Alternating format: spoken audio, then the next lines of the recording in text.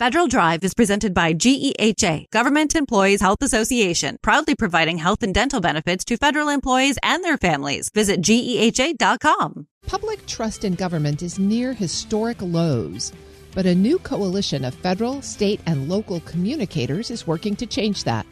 The Bonfire Collective, launched by the National Association of Government Communicators and George Washington University, is rethinking how agencies engage with the public.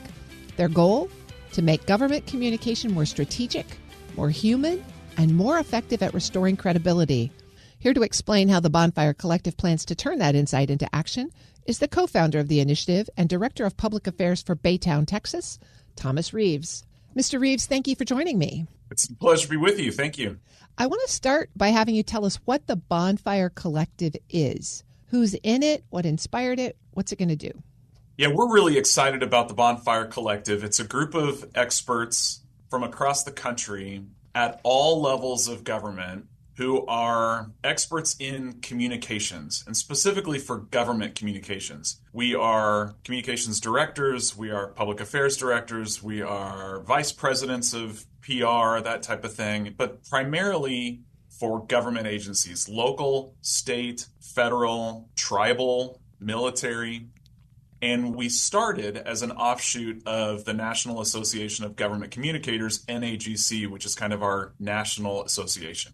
So you mentioned multi-level government communicators from all levels of government. Why is that so important to the goals of this organization or this effort? Well, we have found in our research that trust in government is different across all of these levels, and yet there is still distrust. And so we know as government communicators, we have an uphill battle when it comes to increasing trust in government amongst our constituencies. And so there will be commonalities between all levels of government to try and fix the problem, so to speak. We know that we all have different skills that we can bring to the table, and that my problems at the city level are likely a little different than, say, the federal government level. But at the core, there is this issue of distrust, and we all have those different lenses that we look through that we can help and bring to the table. So some people might say government communications is at the root of that distrust. How is the Bonfire Collective seeking to address the root cause of distrust?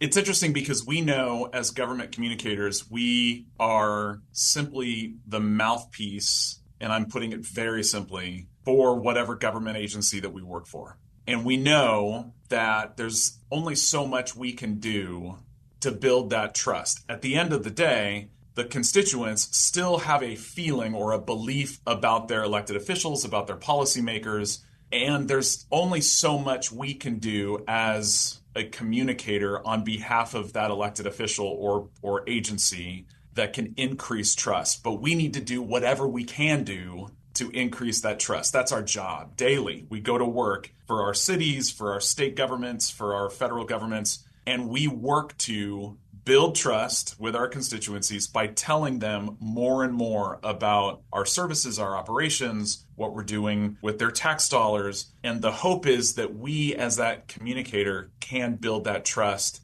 by being more transparent with them. There's been a lot of talk about the changes in communications channels, how you reach your constituents, what kind of information you provide through those channels. Tell us a little bit about how you're approaching the diffuse nature of government communications today. It's such an important question and conversation about this idea of the channels that we use, because for a while we've been going down this path that social media is the whole thing. That is 90% of our channel. And there are two problems with that. One, of course, not everybody is on social media, and so we still have a large portion of people who rely on other channels. But two, what we find is that as much as we try hard, daily, all day, to get across our message on social media, there are still those on the other end who comment, reply, and try and change that narrative based on their perspective, their views, and their beliefs. And so, as I said, we can try hard to say, look at what my agency is doing for you. and we say, here are these services, here are these operations. But of course, all it takes is the naysayers, the government watchdogs, and well-meaning, well-intentioned, and we appreciate their perspective, but they change the narrative in their own comments. And so it's hard to get the true picture. We realize the challenge that we're up against. And so those are the two challenges with just relying solely on social media. And so we've got to rely, studies still show that word of mouth is the most powerful tool in getting messages across and building that trust. And so we as government communicators have to do a better job of talking to people where they're at in their environments and not just relying on any one tool. I'm speaking with Thomas Reeves. He's the Director of Public Affairs for the city of Baytown, Texas. Well, let's talk about how you do that. The Bonfire Collective says it is an action-oriented group. What kinds of communications actions are on the agenda? Well, first we had to be built upon a foundation of data. We believe that data is important. We want to know what the problem is and really truly understand the problem. And so we relied on our relationship with George Washington University and a study that was conducted by the Graduate School of Political Management that shows, of course, and proves that people think that government can't be trusted. And so there's well over half of the respondents that say that trust in government is very, very low. So we have data. Then we pulled together these experts and we met together in Pittsburgh. There was about 30 of us, and we go through a series of exercises where we look at that data, we talk about what the problems are, and we talk about what potential solutions are. And so now, after that gathering, we now meet regularly to talk, and in groups, specific groups. We divided up kind of the issues, the problems. Okay, this group is going to tackle this and so on. And now we talk through specific projects that we can tackle that will go out to the public. And that could be anything from panel discussions on webinars or topics at trainings. It could be letters to the editor. It could be magazine articles or journal entries. And then we do our best to push that far and wide across the channels, across the nation. And our audience really is our peers, our other government communicators who are wrestling with this question of trust and how we can help. One of the things that I think is interesting about your agenda is it encourages, using my air quotes here, constructive disagreement and meaningful public discourse. That seems like a shift in perspective. Tell us about that approach and how your participants are picking up on that change in direction. The goal, of course, is to get to a level in your career where you can meet with people who disagree with you and can still yet come up with solutions. And of course, we know that's rare across the country these days, meeting with folks who disagree with you and coming up with solutions. We want to be a model for that. And so with NAGC and the National Association of Government Communicators and the work that we do at an expert level, we want to show that we can come together as a group of communicators from across the nation at all levels of government and say, here are the problems that we're facing back at home. And lo and behold, they're the same type of problems that you're facing in this state or in this city. And here are some possible solutions that are not partisan, that are not based on who your elected official is that you're working for. It's simply good practice for how to get from the messenger to the audience in a way that builds trust. And how will you know if you're having success? Yeah, that's hard. And we know as communicators and as marketers, we can't just put out a social media post and believe that if our engagement rates go up, that means we've had success. We know that this is challenging. We'll know that we've had success by trust scores going up.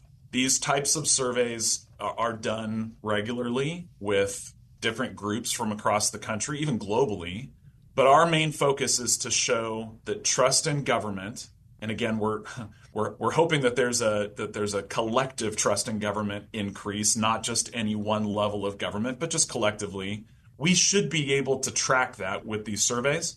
And more practically, just anecdotally, we want to see that city constituents at the local level, that state constituents, that federal government are calling on us as experts to help them. So another way of success is if I get a call from an elected official in some city in a far off state that wants me to come speak to them about how to increase trust in their community. So to me, that is some of the anecdotal stuff where we can show, all right, our messages are getting out there. People are concerned about this and they want to learn more. I've been speaking with Thomas Reeves. He's the Director of Public Affairs for the city of Baytown, Texas. Thanks for sharing the Bonfire Collective with us, and thanks for being in it for the long run. It's my pleasure, Terry. Thanks for having me. We'll post this interview at federalnewsnetwork.com/Federal Drive. Subscribe to the Federal Drive wherever you get your podcasts. What makes a great leader in government? Christine Harada joins WEPA CEO Shane Canfield to reflect on her journey from aerospace engineering to the White House. In this episode, she shares lessons on public-private collaboration, leading with purpose, and why service, not power, should guide leadership. Hello, and welcome to the Lessons in Leadership podcast. I'm your host, Shane Canfield, CEO of WEPA. Today, I'm joined by Christine Harada, former Senior Advisor at the Office of Federal Procurement Policy within the Office of Management and Budget. Ms. Harada, welcome, and thank you for joining me. Thank you so much for having me. You spent portions of your career working in both the public and the private sector. And from your experience, what makes leadership in the federal sector different than the private sector? At the highest level, leadership in the public sector is very fundamentally at its core mission-driven. Right? The work is in the service of the public good, and the goals and the programs are frequently long-term, they're systemic, and they're incredibly complex. And success, isn't necessarily measured by quarterly earnings. We don't have that kind of drumbeat, but certainly more by the lasting impact that we have on Americans' lives. What's also unique about public sector is, in my view, the profound sense of history that you feel. And I think certainly I was very aware about the work that I was doing and how it builds on the efforts of those who came before me, and that future generations of leaders also depend on the decisions that were being made today. And that, for me, certainly provided a greater weight of responsibility. That's a wonderful answer. And I was in the private sector for much of my career, and now WEPA is a nonprofit, and I really relate to what you said about being mission-driven rather than profit-driven. You've got a long-term view, and always at the core of it is serving others. Yes. Is there a moment that stands out to you from early in your career that influenced your leadership style later on? I started out my career as an aerospace engineer, building satellites in airplanes. And when I first entered the workforce, my organization at the time had 120 people. We were a large company, 120 people, 4 women, and I was the only woman of color. I was also the youngest throughout the entire organization. And so, I remember having an experience when I was doing some engineering work. We had a design review, and I had seen some issues with the flight software that I pointed out. At the time, they're like, maybe it's not really that big of a concern. I was like, but in my heart, I knew that the issue was real and stayed with it. And sure enough, a few weeks later, that topic came up again and we addressed it. Turns out my concern did indeed prove to be valid. And so it's just one of those experiences that really sank into me around ensuring that I am listening to everybody, period, end of story, within the organization. Really thinking through about how do we take into consideration opinions from all different spectra. As a third-generation Japanese American, right, I was raised to be humble, keep your head down, and work hard, etc. But at times, leadership also requires you to speak up, do so politely, with courage, etc. Even though you may be the only voice in your room, but certainly trust your voice. It also really helped shape my belief around diversity. DEI programs right now are viewed in a negative light. We're all mosaics, and they become better because you have those different experiences. And that's really stayed with me throughout the entirety of my career. The diversity issue is a really big one. Coming from the insurance industry, that's an industry which is working on that. It's really a diversity of viewpoint and perspective and experiences that does influence your business. And more diverse employee bases absolutely helps. Was there a time in your federal career, perhaps when you were at OMB, that you faced what you consider a real challenge? And how did you overcome it? One moment that really stands out in particular was when I was serving as the Federal Chief Sustainability Officer during the Obama administration. We had set like many administrations, had set some really ambitious goals, very, very, very ambitious goals around how do we think about making the federal government's operations much more sustainable. But the challenge wasn't so much about the scale or the technical capacity of the organization. A lot of it was really centered around the funding.